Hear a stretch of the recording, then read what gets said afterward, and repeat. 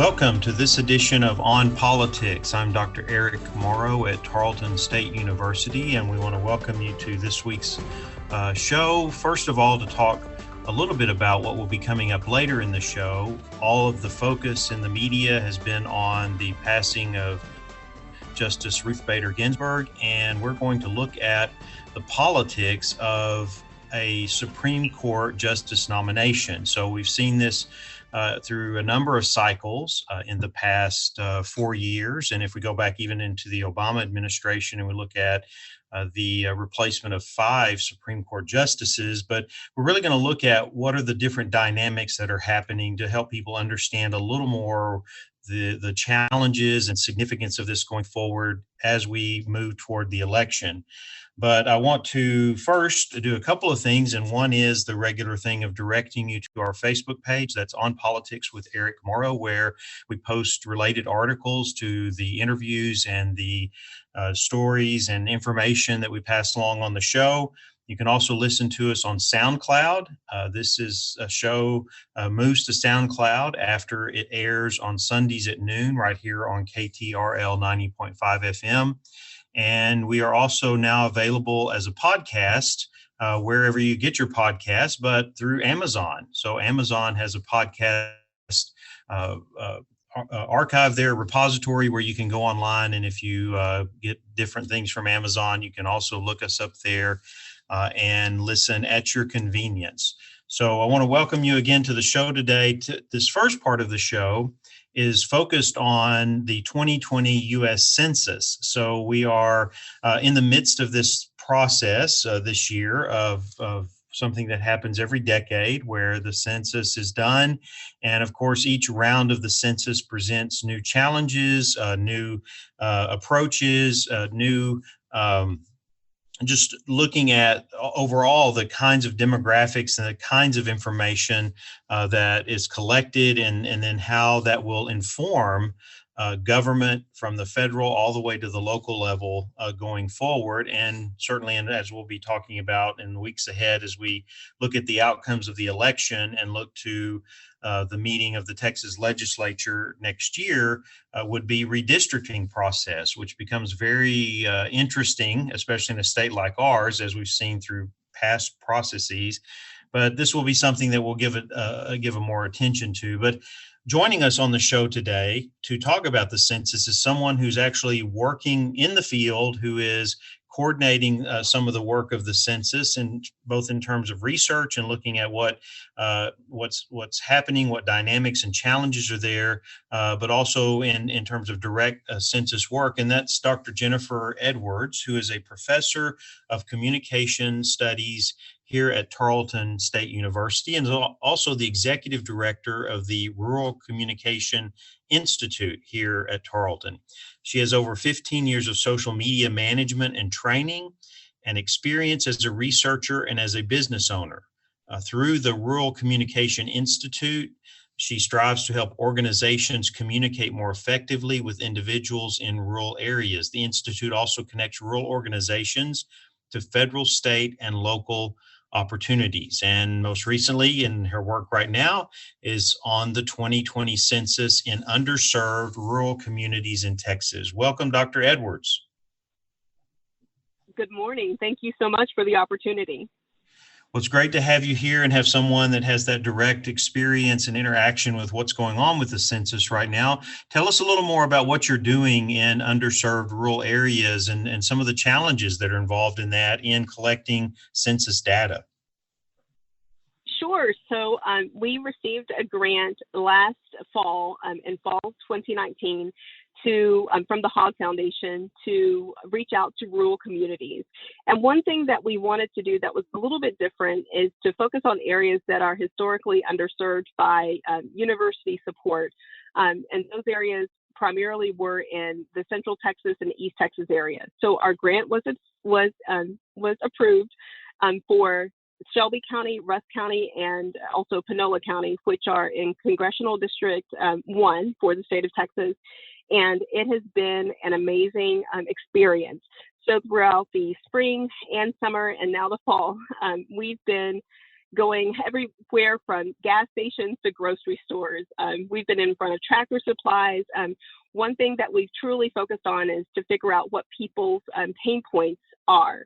It's important to realize if you reach those pain points and you help address those pain points, then they're more likely to listen. A person is not likely to listen if they're hungry or if they have trouble feeding their children. So we have partnered with food banks. I actually just finished a 2-hour food bank distribution, and we handed out over 150 shirts in the Shelby County area. But one thing that has been a huge barrier has been COVID-19. We basically adhere to the standards from the state of Texas, and I've never been so focused on what the governor says, except during this time frame, and it's been pivotal because we want to remain safe and we want the people that we provide outreach to remain safe as well. But this was one of the hotspots for the COVID-19 epidemic or pandemic in Texas, because these areas have most of the chicken and poultry processing plants in the East Texas region and in the state of Texas. So these were the first regions to be hit in March and April. So in relation to the pandemic and the challenges that have presented, last week we did a segment on the show that looked at how the state was handling that, especially the governor, and looking at executive orders and kind of looking over a timeline and looking back at your work and what you've been doing as a result of the grant and collecting census data.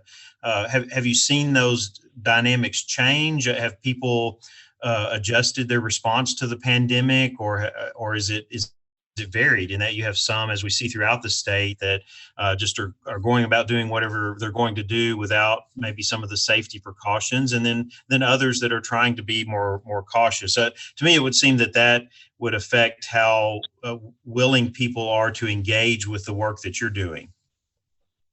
Well, I think it's all focused. I mean, especially as Texans, we like the freedom of expression.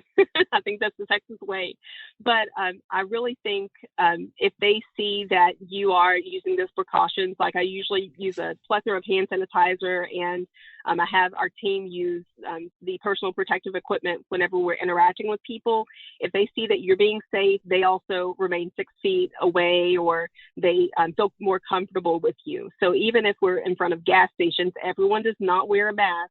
However, if they see that you're doing it, they respect that and they're more likely to listen to you. At least that's what we've encountered so far. But people have been very open. For instance, even with the food drive, we're not allowed to place food in people's cars, like in the back seat. We can only place food in the trunk or, the back of someone's van.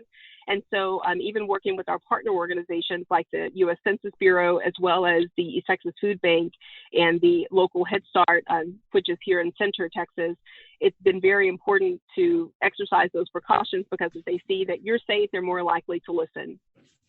So has your research in this, or the research part of it, are you looking at the ongoing challenges of census work and say approach or methods in rural areas, or is the pandemic in that environment factoring into that as well? What are you trying to do in addition to promote the census and to get the data that needs to be collected? What beyond that is the hope to learn from this or gain from it for the future?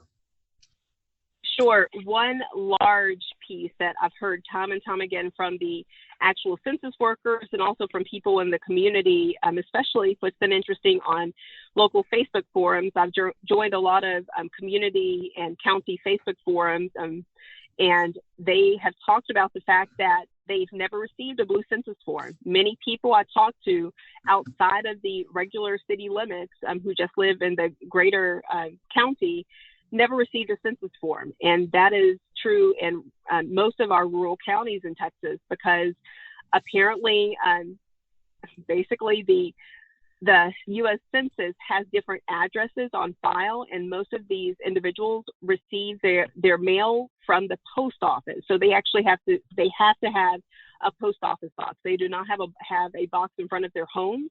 So they never receive the census. And that's happened probably, we'll just say that 25% of people that I reach out to about the census, they've never received a form because the addresses are incorrect. And even from a census standpoint, but more importantly, a emergency management standpoint for the state of Texas. If we look at our aging population, if they call 911, they won't be able to find them potentially because the Census Bureau potentially uses the same addresses as the 911 district. So those are basically two research areas that I'm focused on right now regarding, number one, the census and getting out the count for the census workers. We're already focused on 2030, but also from a rural emergency management piece, it's important to make sure that those addresses are correct for our rural residents. So the emphasis here is really on getting as accurate data as possible, and so I see what you're doing in terms of the evaluation of what's happening and being able to address that, report that back, and make changes. I think it's great for our listeners to just remind people why it is so critical that we have as accurate of information as possible. Could you go into that in a little more detail? Sure. So it's important to have accurate information, especially for the census, because census data guides everything that we do in our community. Even from a personal standpoint, anytime I write grants, and I write a plethora of grants for the Texas communities in rural areas, but basically I use census data for everything. I just finished talking to our Head Start area and also the East Texas Council of Governments, and they use census data.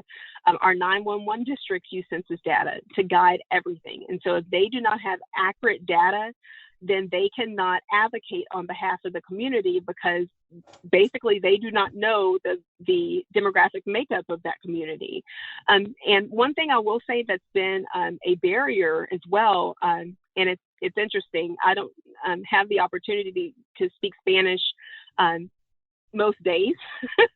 However, with the census, it has really enabled me to tap back into my Spanish speaking skills and to reach a segment of the population who historically just interacts in English with basically with English, or they are forced to communicate in English. And so most of my conversations with individuals who speak Spanish are met with surprise, especially coming from an African American woman, to have those conversations with them. But through those conversations, we've been able to break through that barrier, and they have been able to do their census. So many individuals I've connected with who only speak Spanish have not completed their census, and we were able to have conversations about the importance of doing so for the community. And I'm mentioning that because with our rural areas, we have a lot of diversity in our Latino population. So it's important that everyone counts in our rural areas in order to get more resources.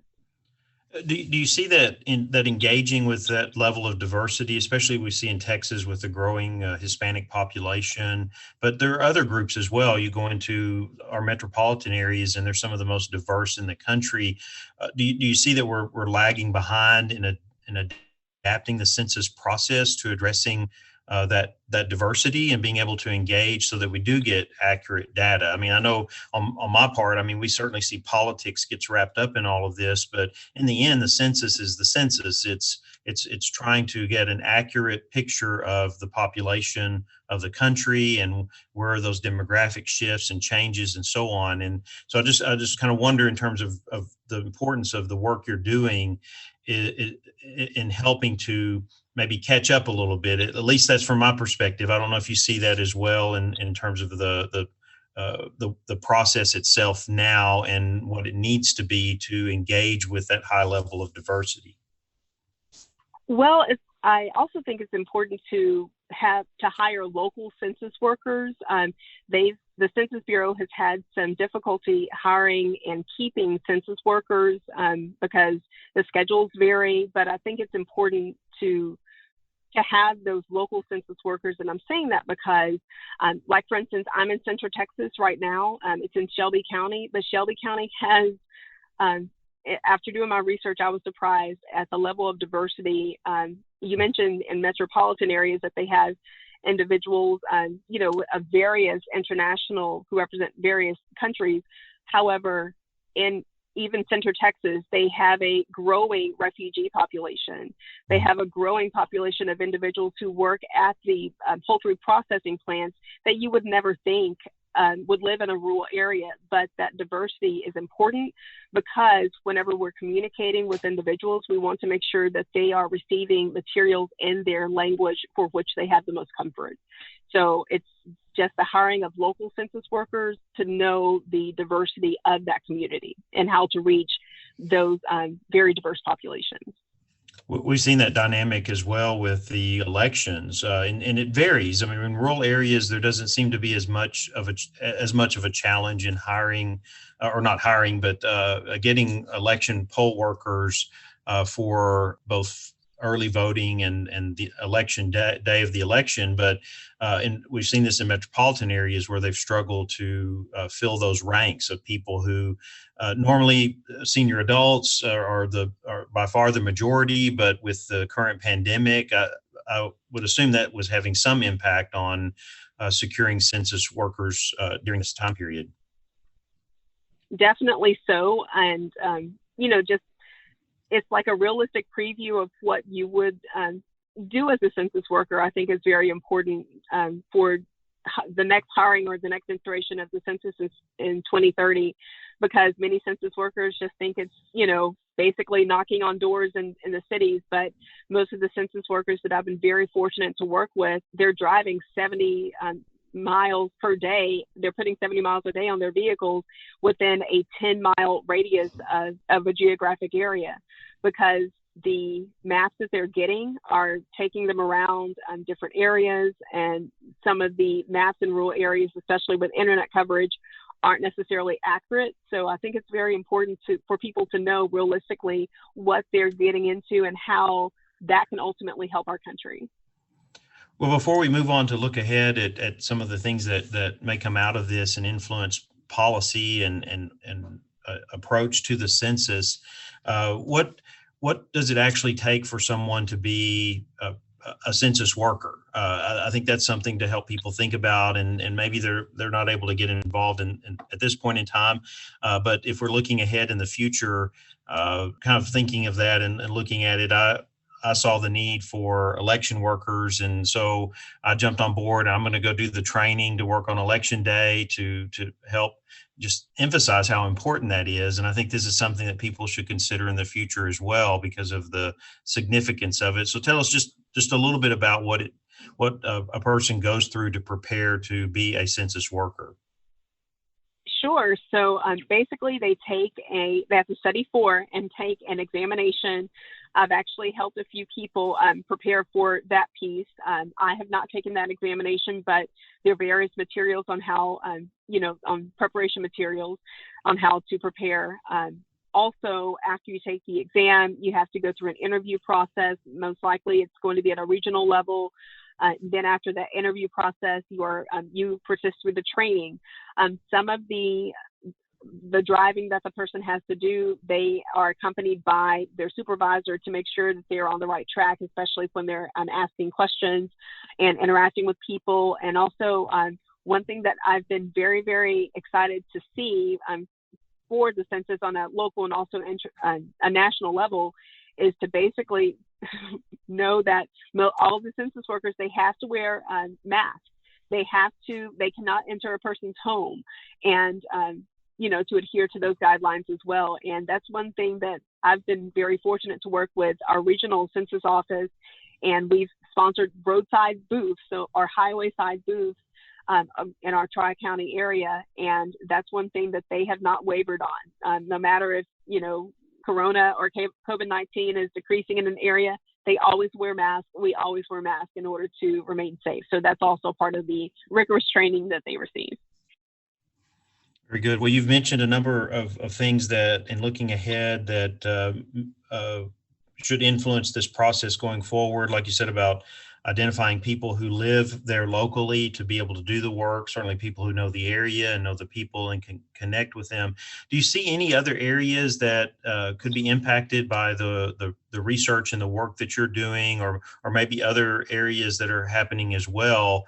And what we're learning about the census, which again, I would assume every 10 years, it's a learning process. You gain additional information and perspective that hopefully factors into how this will be done 10 years from now. What do you see any other areas that are critical that should be front and center for those that are establishing policy for the census going forward?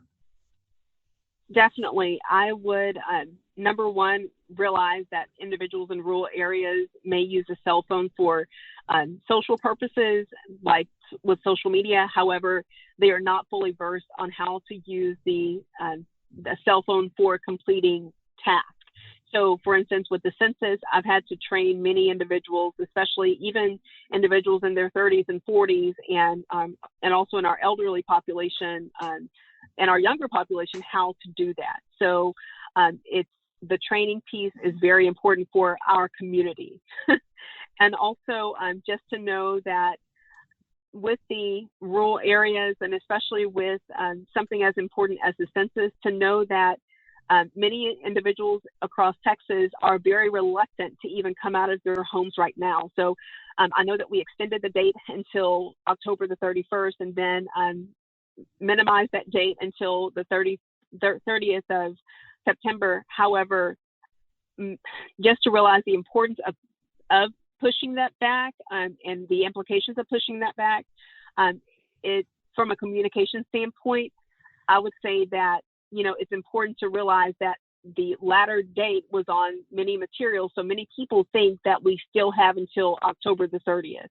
And then last but not least, from a state standpoint, and this is just my personal opinion, but I look across the border at Louisiana, I look across the border at Oklahoma, and they allocated funding for, on a state level, for promoting the census. And I just read yesterday morning that the state of Texas just allocated funding on the 16th of September for the census. And we haven't allocated that funding at all in the census cycle.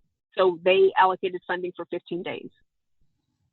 Wow. Yes, that is a little late to be able to assist in the process. And I think some of this may be wrapped up just kind of in closing here. That is something we give a lot of attention to, or have in different issues in Texas, is political culture in the state. And you mentioned a little bit about that at a couple of points in the interview here, but one, the kind of reluctance of people to engage.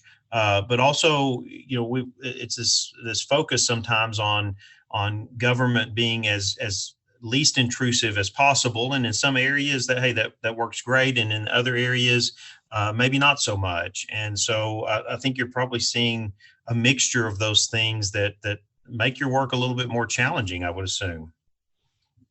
Definitely so, especially every single week we have 3 to 4 conference calls focus on the census. And so we look at our numbers and where Texas is as a whole when compared to our national counterparts and the other states in the United States. And it's just to know that we're that far behind, especially when we're looking at states like Minnesota, which allocated a plethora of money toward promoting the census, to, even Louisiana, to know that we potentially are going to receive less federal funding for our roads, for our educational institutions, for our homeless and hungry population, it does not put me at ease.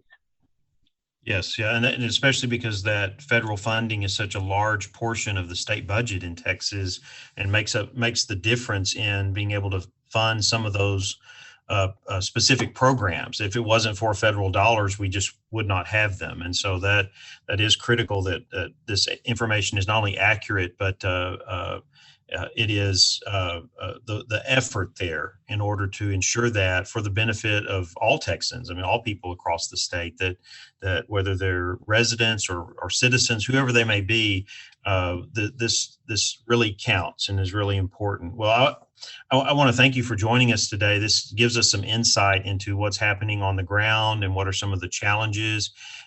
And I know our listeners will appreciate that and getting a glimpse in at a process that we do on a regular basis every decade, but that still needs work, that we have some challenges there that we need to address, and that each of us can have a role, not only, I think, in completing the census and getting that information that's needed, but also, if possible, to participate and help in the effort to make sure that this work is done and completed in the most accurate way possible. So, Dr. Edwards, again, thank you for joining us today, and we wish you well in your work, and we'll look for how that impacts the approach to the census in decades to come. I'm excited. We're already prepping for 2030. All right, very good. Never too late to prepare. It's a massive undertaking. It's very evident. It is a massive undertaking. Yes. Yes, Well, sir. again, thank you so much. For our listeners, we will take a short break, and we will come back and we will look at the politics of a Supreme Court nomination. We'll be right back.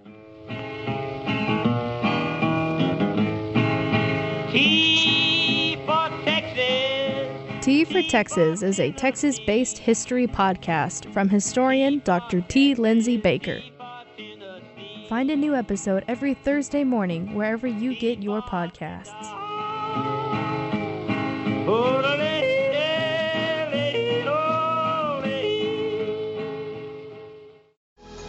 The 2020 election is approaching. Make sure you meet the requirements to vote. To vote, you must be a U.S. citizen, 18 years or older on or before Election Day, a resident in the registered county, and be registered to vote. Cast your vote at your local polling center or by mail. To vote by mail, you must be 65 years or older, disabled, or be out of the county during the voting period.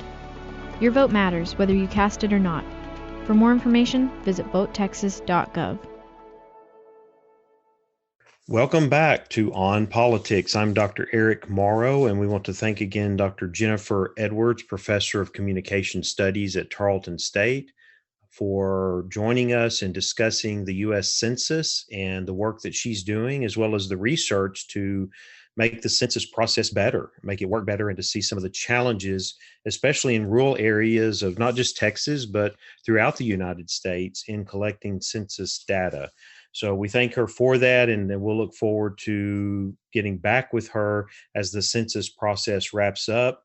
We just heard in the news here recently with the court challenge that the executive and the president could not limit the census time, and that they had tried to reduce that time by a month. So that's now going to give a little bit more time to try to complete this process and have as accurate data as possible. So I also want to, as we turn to the second half of the show, as I mentioned last week, we're right in the period of our 1-year anniversary of On Politics. So that's a milestone, I would say, being someone who came into radio doing this, having not had a vast experience in radio before, that doing a weekly show is challenging and rewarding. It's been rewarding because of all of the different elements and stories and just issues that we've brought to you over the course of the year. Challenging because we have to be prepared. We have to structure this every week in order to have the interviews and to engage with these stories. But this is very much a service, not just of Tarleton State through public radio, but through the work that we're doing as educators in just providing the types of information that people need to make informed decisions, to be engaged in the world around them, to understand what is happening in politics and governance and policy. And so we want to continue to do that through this format for another year and hopefully for years to come, because there are always new issues, new events, as we've seen over this past week, things that just happen that it's just regular every week. I think I'm amazed myself, even though I've been teaching in this field and working with classes and students and so on, that each week there are new issues, new events, new aspects of all of these issues that we need to address. And we try to do our part with the show and with the time that we have each week to bring you critical information and direct you to resources, as well as ideas and things to think about as you engage with the world of government, policy, and politics. So speaking of that kind of change, we were all amazed in this past week when we saw a new twist to this election. and that was the vacancy now that we have on the Supreme Court. So first, certainly the vacancy itself with Justice Ruth Bader Ginsburg passing, having served as long as she had on the Supreme Court, and having been such a figure in the judicial system for so many years. So that's one part of this that, as we see, people have been expressing their sense of loss, what this means for our nation in terms of recognizing someone who gave their time, their life, their energy, their intellect to the judicial system and serving in this capacity, which is very much an honor on the highest court in the land. But that has now turned, as with her passing and with the services and so forth coming to a close, to the process for selecting a new Supreme Court justice. And here we are, very close to the election, now under 40 days. We are seeing the wrangling that is happening among politicians on both sides of the aisle, Republicans and Democrats, in trying to address this. And we saw some of that come to the forefront within 24 hours after her death. There were already discussions in the media among politicians about how would this proceed, especially looking back to what happened prior to the 2016 election, when more than 9 months out, you had a vacancy on the court, and you had President Barack Obama putting forward a nominee, but because the Senate was controlled by Republicans, they basically said, no, we're not going to consider that. It's a presidential election year. And of course, all the politics around that. And of course, these judicial selections and the nomination process are just filled with politics. And part of understanding this and engaging with it is, one, recognizing that the politics are there. They're going to be there. I mean, this is politics. This is government. This has motivations and policy focus that are all about politics. But on the other side of it, we need to look at, and I think this is a good example and a good example here of this process and what's happening now, to distinguish between what are good politics and what are bad politics. And you might be sitting there thinking, as you're hearing that, well, all politics are bad. And that very much has dominated in Texas political culture in terms of the view of government, that to get into politics is to kind of have to be somewhat tainted because it is bad. But politics are a part of our existence. They're a part of our society and in many and multiple ways, and especially in government and when we're talking about policy. And so we have to look at this in that way. We have to look at what is really good about our system in terms of how situations like this are navigated in a political way, which is what's going to happen, but in a way that's within the boundaries of our system and using the elements of our system of governance to be able to achieve the outcomes that are desired. And that's said of both sides, because remember, in politics and in governance, we have a system in which not everyone's going to get the outcome they want. It's a system that's built around diversity. It's a system that's recognizes that people are going to have different ideologies. They're going to have different views of the role of government, and they're going to bring those into a political process in order to achieve outcomes. And you achieve outcomes in that system by getting votes. You achieve those outcomes by getting elected, by getting into the bodies, the decision-making bodies that then affect policy and policy change. And so here we are seeing that. Here, the Supreme Court has a tremendous impact on policy, on law, on the direction in specific areas that we go as a country. And so this becomes very, very political. But again, the difference here, and I think this is where we need to look at this, is between what are good politics and what are bad politics. So I want to refer you, and I'll post this on Facebook so that you can connect with it as well, to a column that was written recently by Dr. Malcolm Cross, who is a professor of political science here at Tarleton State. We've had him on the show before, and he reflected on this in a way, and I'm going to take it a little step further, but he was reflecting on this and in a way gave me the idea that this is an appropriate time to look at this. And talking about the nomination process here.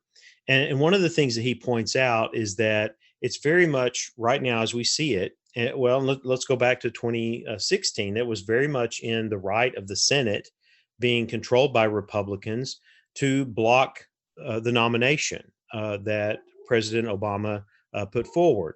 It's the same when we go back to bring this forward, let me say, to now. It's the role of the president. That's a constitutional role that he has in making a nomination. And it is the role then of the Senate, and it's every much within their right to proceed with that nomination. Okay, so this is something that we have to accept, and we have to look at in terms of process here.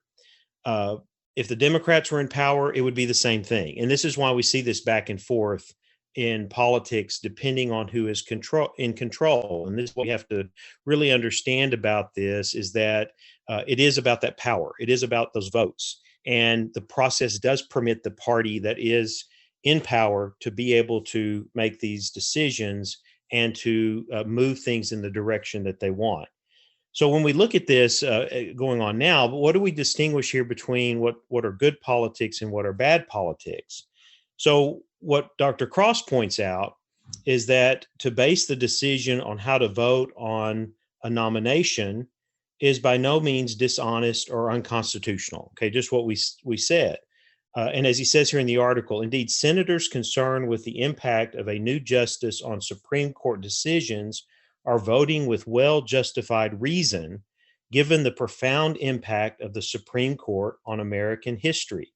So to be concerned, as he states, with the policy implications of Supreme Court nominees makes perfect sense, right? So that's the primary concern. You have two major competing parties.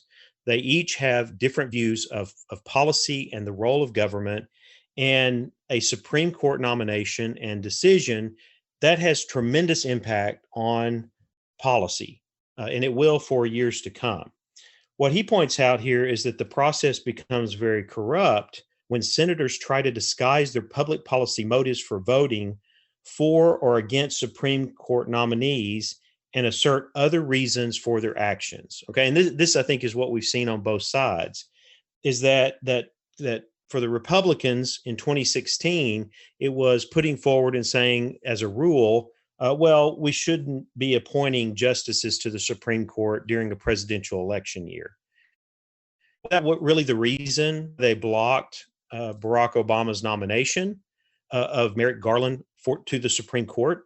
No, the reason was, and this is how they were a little bit dishonest, is that they didn't want him on the Supreme Court because he would not reflect the kinds of decisions in terms of policy that leading Republicans would want, or the Republicans would want.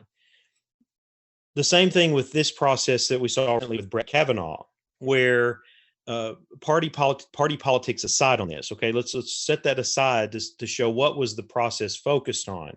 It was focused much more on a character assassination of a nominee to the Supreme Court.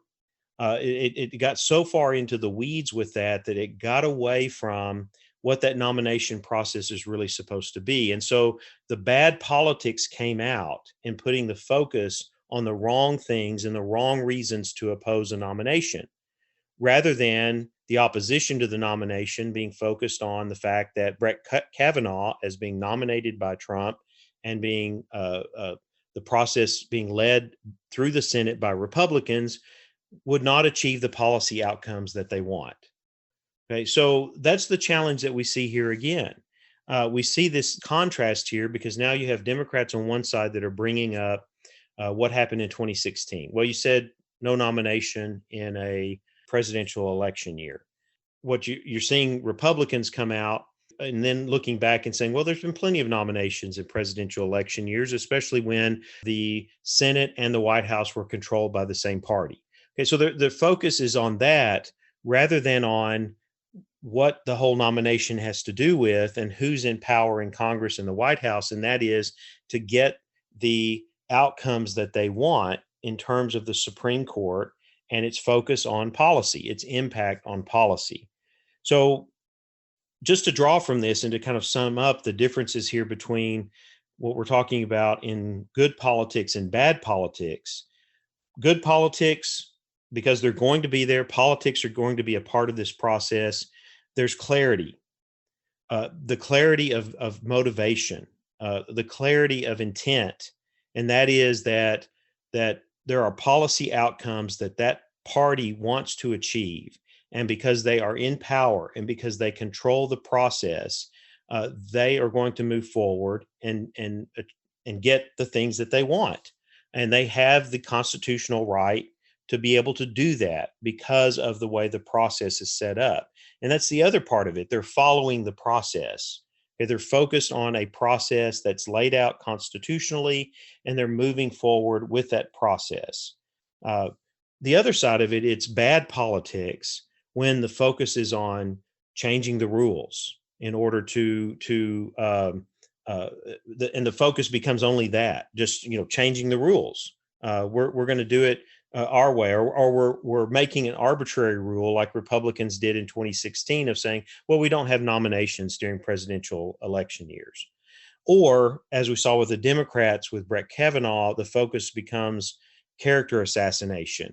It becomes focused on any way possible to bring disrepute to this nominee, rather than being very clear about their motivations of saying, we don't want this person nominated because they do not reflect the kinds of policy outcomes that we want to achieve.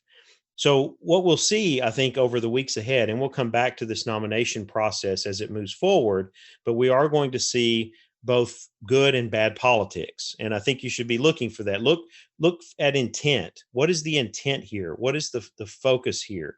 Do Republicans move forward with this nomination saying, oh, we're doing it not just because we can and because we want to achieve certain policy outcomes, which would be good politics.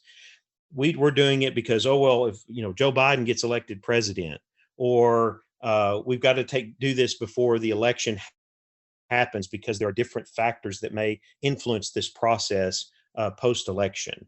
And on the other side as well, Democrats, how do they then engage with candidates that are brought forward and are nominated to the Supreme Court?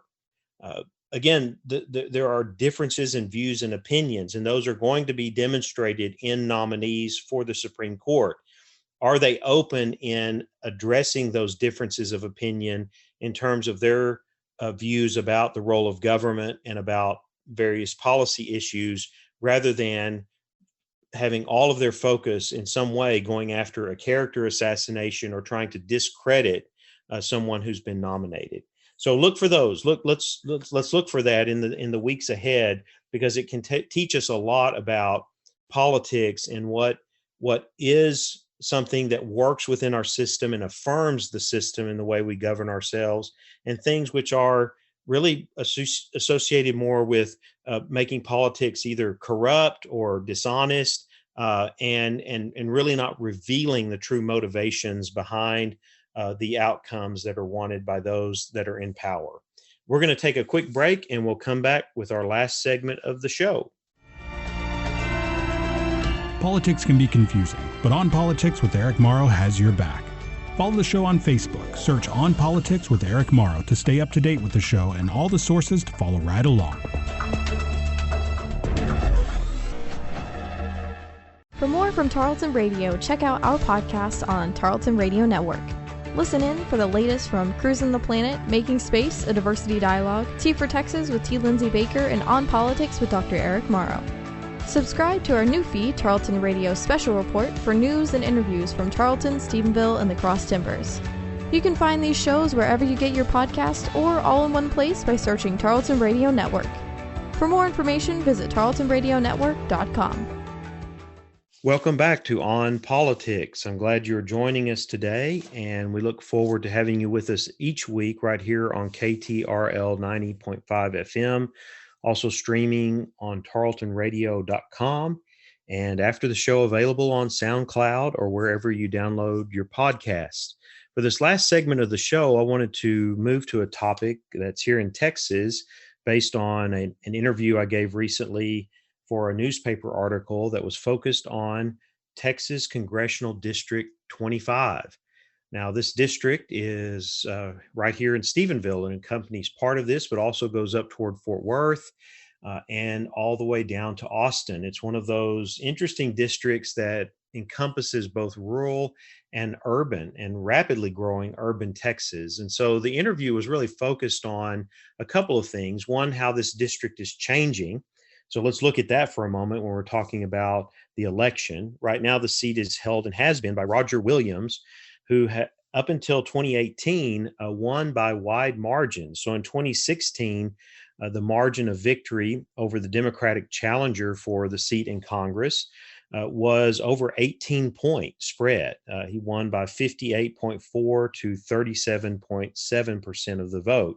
However, 2 years later, 2018, Roger Williams won by less than half that spread, 53.5 to 44.8. And so this past year, this past summer, I should say, Democrats put this district on its list to look at it in this election, the 2020 election, as one that might be possible for a Democratic win. And if we were to half that margin again, yes, it would be almost close to a tie. And so if we're looking at what impacts the change in this district and in terms of voter turnout, this one is probably very close, and it's one that could go either direction for Roger Williams or for the Democratic challenger, Julie Oliver, who also ran in 2018 and is running again here in 2020.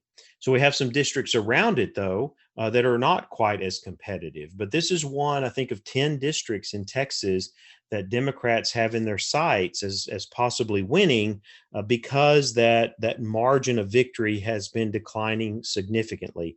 So there were a couple of other aspects of this, and one was looking at this district as a microcosm of the partisan divide that we see in the nation in a couple of ways. One of the main ways would be the urban to rural vote, because as this district encompasses a huge rural area here in Central Texas, I mean, it stretches from Johnson County and Cleburne all the way down to north of Austin, Marble Falls, and Burnet as rural areas. And then in the metropolitan areas of it is that it just moves in partially to Tarrant County, just the city limits of Burleson, all the way down to West Austin. So in the suburbs on the west side of Austin, and really even part of it cuts across northern Austin. It's one of those districts that you have to be careful where you live. I mean, in the sense that you may not know that you're in this district or what district you're in, because it does take so many zigs and zags as it goes down through Central Texas. But those metropolitan areas, southwest Tarrant County into Johnson County, and west to northwest Austin, those are some of the fastest growing metropolitan areas in the country. And so the demographic change in these areas is considerable.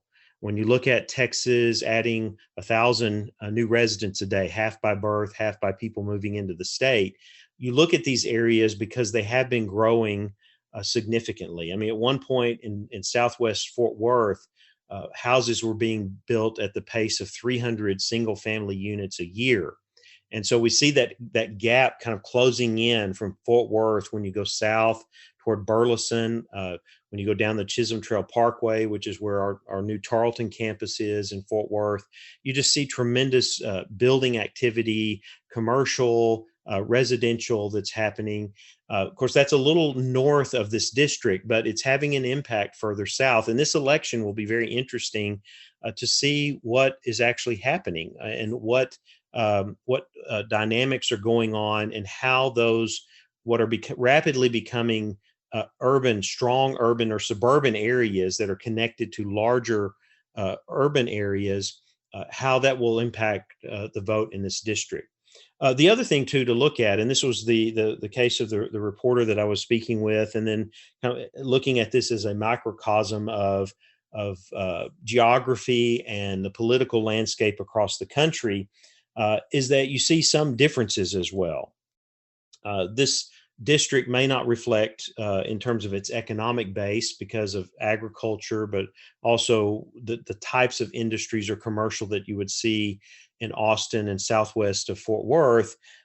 where in some parts of the country where you would have this kind of split might be more industrial. So part of looking at a district like this and seeing how it compares to the rest of the country is looking at that economic base. But another area, and this is where it is a little bit significant, is that this district is not quite as diverse as the nation as a whole. You have almost 68% are white, non-Hispanic in this district, where in the nation as a whole, that's around 60%. So that's a sizable difference there in the makeup of this population. It's also the population growth in the suburban areas, as I mentioned, is some of the fastest in the country, and where in some areas you might not be seeing that kind of demographic growth. And then the other thing, and this is what is unique to Texas in some ways, other states do this as well, will be the election process itself. Now, we saw within the last week or so that the chairman of the Republican Party of Texas, the agricultural commissioner, and a few others have sued the governor over extending early voting. So that early voting is starting in mid-October and going through up to the election. And one of the concerns I have here is that with all of these rural areas, and especially with our conversations with the Erath County clerk and other data that I've looked at, is that early voting might be more beneficial to Roger Williams than it will be to his challenger. Now, you'd say early voting or extended voting might be more beneficial to a Democratic challenger in a district like this because you're looking at the urban centers. But what we're seeing is that early voting in the pandemic, giving more time for people to go and vote. At times, there's less likely to be more people there. It's more accessible. It's more convenient. That may be of benefit to Roger Williams throughout this district, because turnout in those rural areas is going to be very, very important in countering turnout in the suburban areas, suburban and urban areas. And this challenge of early voting, I'm interested to see, because it could have very much a benefit if the challenge. I think we're kind of late in the game here. I don't know that the courts are going to come in over against the governor and say, hey, we're going to cancel that. It'll be interesting to see the turnout in this race, especially since it's predicted to be a very close one, how turnout will have an impact. So it's an interesting district to watch. I would encourage you to do that as we get closer to the election, especially those of you that are in our listening area that are in this district, is pay attention to this race and kind of look at the factors that are contributing to the outcome of the race. I want to thank you for joining us this week on politics. We look forward to bringing you interesting stories and engaging issues every week. So look to Facebook for related articles and additional reads that will help you with the issues that we cover. And we'll look forward to being back with you next week.